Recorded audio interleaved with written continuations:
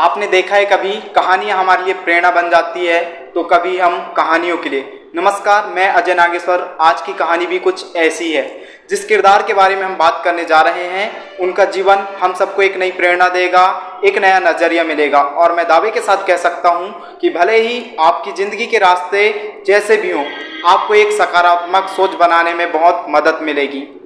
2 विषय में gold medallist, पूर्व प्रोफेसर, अंतर्राष्ट्रीय कथावाचक मानस पंकज महाराज जी से आज हम खास चर्चा करेंगे। जय सिया राम, जय जय सिया राम, जय सिया राम, जय जय सिया राम, जय सिया राम, जय जय सिया राम।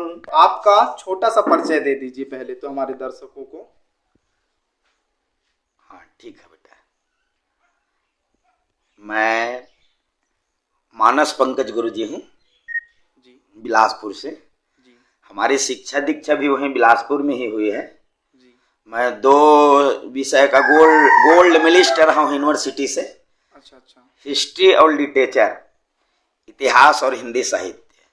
तो इतिहास तो मेरा विषय रहा है। बाद में कथा के क्षेत्र में व्याकरण की दृष्टि से फिर मैंने हिंदी साहित्य में पीजी किया। अच्छा अच्छा। हम ये भी जानना चाह रहे हैं गुरुजी, आपका साधु सन्यासी बनने की ओर कैसे रुझान हो गया? हाँ ठीक बता दे रहे हैं बेटा। हम लोग उसी क्षेत्र में, बिलासपुर से लगभग 70 किलोमीटर नवागढ़ क्षेत्र में हमारा गांव है। और गांव में रामचरितमानस यज्ञ हुआ करते थे, अभी भी होते हैं हमारे क्षेत्र में जी। तो अपन प्राइमरी स्तर से ही उन यज्ञों से हमारा लगाव रहा। बाहर से विद्वान हमेशा उस समय काशी, बनारस, इलाहाबाद से आया करते थे। तो उस समय से ही लगन लगी थी कि चलो हम भी तैयारी करेंगे और इस मंच में माता पिता गुरु ईश्वर की कृपा रही, इस मंच में हम भी बैठ के दिखाएंगे, ये मनोकामना शुरू होती है। अच्छा अच्छा। हाँ, हमने सुना है आपका नाम बचपन में कैलाश था, तो कैलाश से पंकज महाराज बनने की हमें कहानी बताइए, क्या थी इसके पीछे की कहानी? हाँ बता दे रहे हैं जी। मेरा तो ओरिजिनल नाम कैलाश कुमार ही है जी। तो 1984 में अपन कक्षा 10वीं में थे जी। तो हमने इस देश के सबसे बड़े रामायण के विद्वान पंडित राम किंकर जी उपाध्याय, जिनको युग तुलसी कहा जाता है, उनसे 1984 में हमारा जुड़ना हुआ जी। फिर मेरा रुझान विशेष फिर रामचरितमानस की ओर बढ़ा जी। और 1984 में ही लगभग रामचरितमानस 60% हमारा कंठस्थ हो गया था जी। फिर हमने कॉलेज करते करते रामचरितमानस फिर लगभग हमने कंठस्थ कर लिया। और रामचरितमानस के रुझान आने के बाद मेरी उपाधि मानस पंकज मेरे गुरु जी पंडित राम किंकर उपाध्याय जी ने ही दिया मुझको। अच्छा अच्छा। फिर वर्तमान में मुख्य नाम से लोग कम जानते हैं, मानस पंकज गुरु जी के नाम से ही फिर लोग जानते हैं। अच्छा अच्छा जी। आजकल पढ़ लिख के हर माँ बाप, हर कोई सोचता है कि एक छोटी सी नौकरी लग जाए। आपको कॉलेज में इतनी बड़ी नौकरी लगी, प्रोफेसर की नौकरी, फिर आपने क्यों छोड़ दी प्रोफेसर की नौकरी? हाँ जी, देखो वजह बेटा जी। हम यूनिवर्सिटी टॉप कर गए हिस्ट्री पर जी। तो परसेंट बेसिस में हमारी नौकरी लग गई बेमेतरा कॉलेज में जी। तो 7 वर्ष अपन वहाँ अध्यापकी कराए जी। हाँ, फिर भी मेरी कथाओं में बाधा आती थी जी। बड़ी नौकरी थी और बड़े मंच के अपन बोलने वाले थे जी। तो उतनी छुट्टियां भी नहीं मिलती थी, बड़े बड़े मंच हमारे छूट जा रहे थे जी। तो धीरे धीरे फिर ऐसा हो कि अपने 2002 में अपना रिजाइन कर दिया भगवान की कथा की दृष्टि से। अच्छा। हाँ जी। जैसा आपने नौकरी छोड़ा प्रोफेसर की, तो माता पिता और जो परिवार वाले हैं उनका क्या रिएक्शन रहा? जी देखो जी, मेरा तो इतना अच्छा सहयोग रहा है माँ बाप के। आज जो मैं हूँ जी, आज जो वर्तमान में लोग जानते हैं विश्व स्तर पर मानस पंकज रामायणी कह के, तो प्रथम इसका योगदान मेरे माँ बाप का ही है जी। मेरे पिताजी विद्वान थे, संगीतकार भी थे। मैंने संगीत भी अपने पिताजी से ही सीखा हुआ है। इसीलिए मेरी संगीत भी सबसे हटके रहती है। और रामचरितमानस मेरी माँ के द्वारा सिखाया गया। बचपन से अपन क्लास 1 में पढ़ने गए, तब से उन्होंने हमको चौपाइया पढ़ाना प्रारंभ किया जी। योगदान रहा माँ बाप का। और मैंने छोड़ा भी नौकरी तो वो बड़े खुश हुए कि चलो भगवान की सेवा के लिए नौकरी छोड़ रहे हैं, ये उनका अद्वितीय योगदान रहा जी। और अभी भी मेरे माँ बाप भले नहीं हैं, लेकिन मुझे ऐसा लगता है उनके आशीर्वाद, मेरे वरद हस्त उनका मेरे सिर पर है और उन्हीं के आशीर्वाद के बल में आज मैं जो हूँ जी। जी जी जी। आपने गुरुजी राम कथा सुनाना कब से प्रारंभ किया? हाँ देखिए जी, मैं तो अध्ययन बचपन से ही कर रहा था और राम कथा प्रारंभ मैंने 1984 में क्लास 10वीं में था, तब से ही मैंने प्रारंभ कर दिया था। अच्छा अच्छा। हाँ जी। कथा व्यास बनने के लिए क्या योग्यता होनी चाहिए? हाँ, ये बहुत अच्छा प्रश्न है बेटा आपका, ये तो विद्वतापूर्ण आपका प्रश्न है। इसके लिए तो पहले मैं साधुवाद दे दूं। कथा व्यास बनने के लिए मैं आपको ले चलता हूँ वाल्मीकि रामायण में। देखिए, कथा की दो पद्धति होती है, एक को कहते हैं सुखदेव पद्धति और एक को कहते हैं नारदी पद्धति।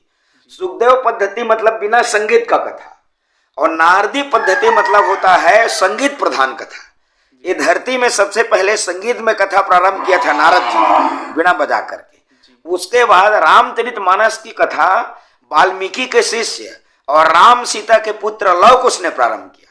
तो लव कुश ने इसी बात को पूछा था महर्षि वाल्मीकि जी से, गुरुजी कथा व्यास बनना है तो योग्यता क्या होनी चाहिए?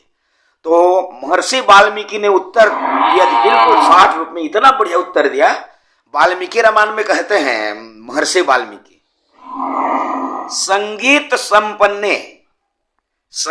संपन्ने मेधावी च वेदविद आचरण।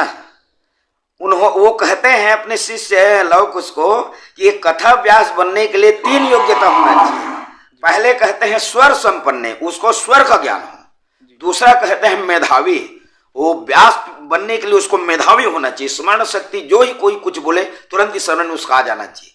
और तीसरा सबसे बड़ा योग्यता वेद विरुद्ध आचरण कहा गया है, वेद सम्मत आचरण, वेद के मुताबिक उसके यदि आचरण हो, चरित्र हो, उसी को व्यास में बैठ के कथा कहने का अधिकार है। ये महर्षि वाल्मीकि का है जी उत्तर। जी जी जी। आजकल हम टीवियों में देख रहे हैं और भी अन्य जगहों पर देख रहे हैं, जो विद्वान हैं राम कथा ना करके भगवत कथा बहुत सुना रहे हैं, तो उस बारे में कुछ बताइए। हाँ, मैं भी देख रहा, मैं आपके ही क्षेत्र में मध्य प्रदेश में, मैं लगभग 2007 से आ रहा हूँ इस क्षेत्र में। तो मैंने देखा इधर राम कथा बहुत कम होती है, इधर भागवत कथा ये हो रही है। तो मुझको तो राम कथा के लिए ही लाया गया था ग्राम खामी के यज्ञ में सबसे पहले जी। तो मैंने भी इधर अनुभव किया, देखा हूँ इधर राम कथा बिल्कुल कम होती है, भागवत ही होता है। और केवल मैं ही ऐसा विद्वान हूँ जो इस क्षेत्र में आता हूँ तो मेरी दोनों कथाएं होती है। मैं दिन में भागवत पुराण करता हूँ और रात्रि में मैं राम कथा करता हूँ।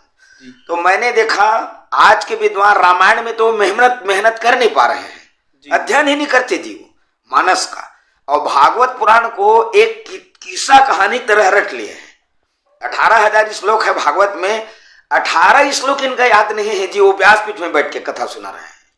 और इनका उद्देश्य समाज सुधार या भगवत भक्ति पैदा करना नहीं है, ये एकमात्र जनता को नचा के गवा के केवल अपने जेब भर रहे हैं, ये स्थिति है। अधिकांश, मैं सबको नहीं कहता, उसमें कुछ वरिष्ठ कुछ अच्छे भी विद्वान हैं, लेकिन ज्यादातर विद्वान यही है मानस में तैयारी ही नहीं कर पा रहे हैं जी, कुछ नहीं जानते। मंगल भवन मंगल हारी नहीं पढ़े हैं रामायण का, और तो और भागवत का भी 4 श्लोक याद नहीं है, और तो और उनको खुद कभी संगीत का ज्ञान नहीं है। दूसरे संगीतकारों को बगल में बैठा के और संगीत में भागवत कथा ऐसा लिखवाते हैं, बताओ, वो तो टाइटल ही उनका गलत है। उनको तो खुद संगीत का ज्ञान नहीं है, स्वर का। हाँ, ये स्थिति हो रही है।